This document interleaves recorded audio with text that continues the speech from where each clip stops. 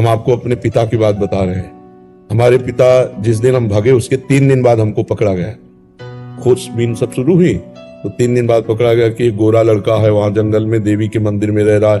तो पहले बड़े भाई आए तो उनको तो कठोर शब्दों से कह के, बहुत विवेक प्रवीण था, बचपन में भी बहुत विवेक प्रवीण था, मतलब प्रवीण ना होता तो संसार की यात्रा काटते हुए भगवान ऐसे कैसे लाते। तो जब पिताजी आए तब हम मिल गए, क्योंकि वो एक कठोर स्वभाव के और बहुत धर्मात्मा पुरुष थे। उनकी हम आंखों में कभी आंसू नहीं देखा। बहुत ही दृढ़, सर्दी गर्मी भूख प्यास सब बर्दाश्त करके संतों की सेवा करना, गृहस्थ एकदम किसान आदमी ऐसे। तो जब वो आए तो हमारे मन में आया कि मारेंगे अगर हम आंख खोलेंगे, बात करेंगे तो उत्तर हमारा मानेंगे नहीं है, और इनकी हम अवहेलना कर नहीं सकते। तो आंख मूंद के बैठ गए। जो ही देखा पिताजी आ रहे तो आंख मूंद के बैठ। वो नजदीक आए अपने स्वभाव से, उठ खड़ा हो, नहीं खड़े, खड़ा हो, नहीं खड़े।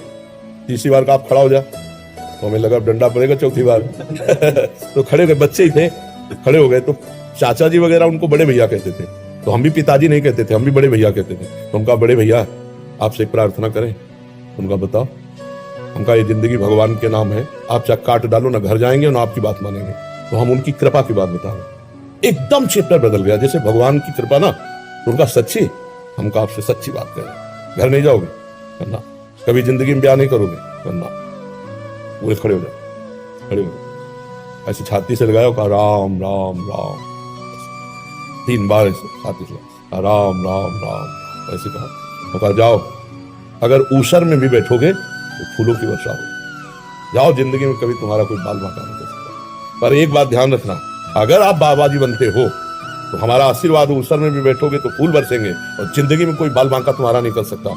और अगर कहीं किसी की बहन बेटी देखी तो फिर तो हमका जिंदगी में आप इस बात को कभी नहीं सुनोगे।